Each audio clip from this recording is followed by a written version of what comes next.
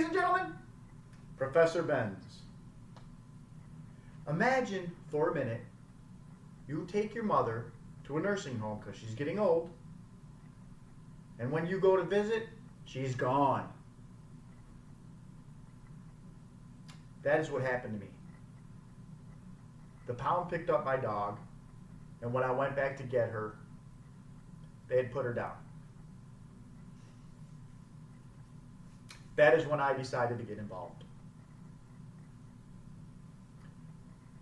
Now, growing up, I don't recall a time where we didn't have a pet.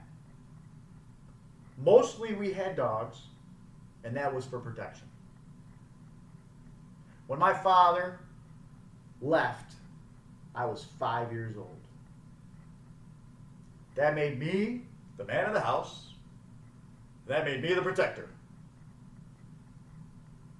And that's why we had dogs. Now, since we didn't have a lot of money, we had to go to the pound to get dogs.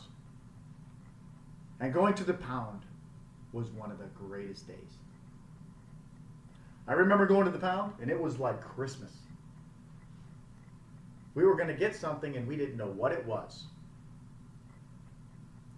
The first time I remember going to the pound, I remember the sound of the dogs and the barking and the smell. Whoa. But it didn't matter. All I remember was all the dogs and picking out this huge St. Bernard. We had Waldo for several years. But Waldo eventually got old, got sick, and we had to put him down. Now, we grieved for some time, but then it was back to the pound.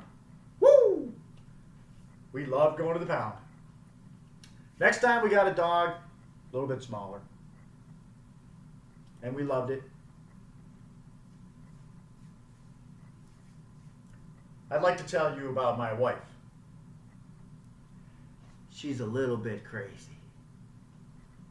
I would call her animal obsessive. If we're going down the street and there's a dog coming, she starts getting giddy. There's a dog coming. She will bow down to that dog, ask the owner the name, pet the dog, and talk to it for at least a good 5 minutes before she even acknowledges the owner. Crazy.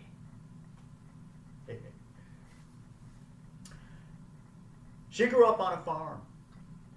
So her pets were goats, chickens, roosters, farm animals. So when we first got married, there was something missing. We didn't know what. We weren't going to have kids. Not yet. So I suggested we go to the pound. Well, off to the pound we went. And we found this beautiful dog.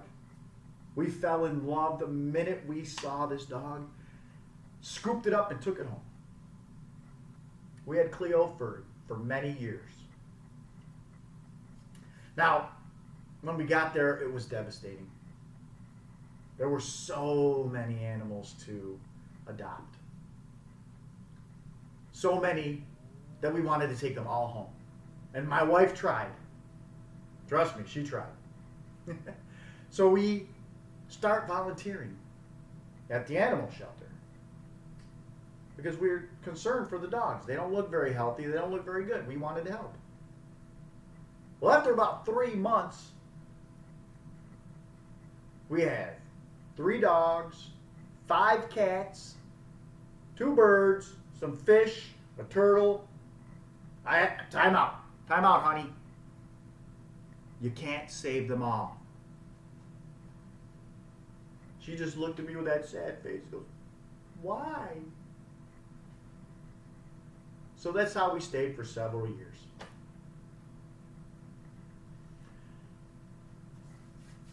According to the Humane Society, 3 million animals annually are euthanized. 2.4 million, or 80% of them, there's nothing wrong. Nothing. All they need is somebody to love them. You could be that love.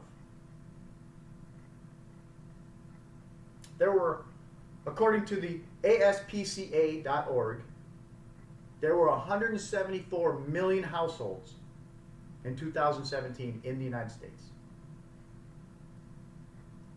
50 million did not have a pet.